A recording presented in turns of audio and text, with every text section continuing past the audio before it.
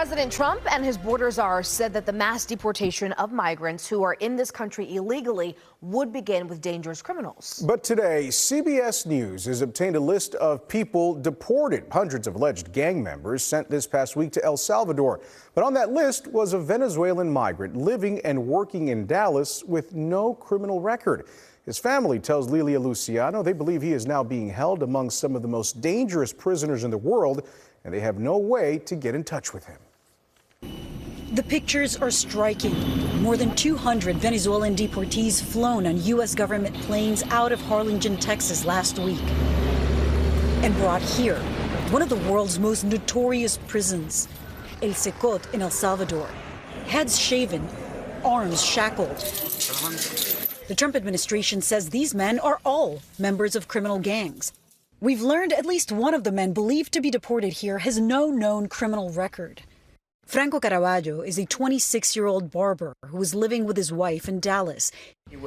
He turned himself in at the southern border more than a year ago and requested asylum, and was detained last month during a routine check-in with ICE. His attorney, Martin Rosenow, showed us DHS documents confirming Caraballo has no criminal history. So now they're saying on paper he's believed to be a gang member. With no known criminal history. No criminal history and no explanation. No explanation whatsoever. Venezuelan authorities provided information that says there's no evidence Caraballo was in a gang or had any criminal record there.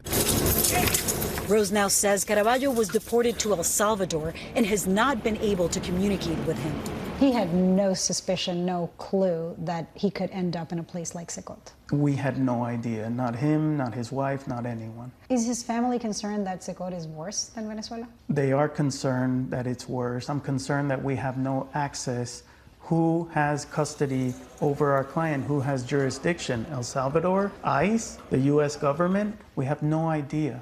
In the DHS deportation document, agents highlight Caraballo's tattoos, but don't explicitly say they are connected to gang activity. Why did he think that they were going to deport him for the tattoos? Por el reloj. Because of a clock. El reloj tiene la fecha de nacimiento de su primera hija. A clock that marks the time when your daughter was born. His wife, Johanny, says she last spoke to her husband the day before he was deported. What worries you about him being in this prison? Que me preocupa de que él es inocente. That he's innocent. Y el maltrato que está recibiendo allá adentro. And you think he's being mistreated in there? Exactamente. That was Lilia Luciano reporting. CBS News has released a list of the Venezuelans deported by the U.S. to El Salvador. Tiapa's name is on that list. The deportations of these men are now in front of a federal judge who ordered that the government not send them to El Salvador in the first place. He set a deadline of noon today for the government to explain why they did not comply with the order.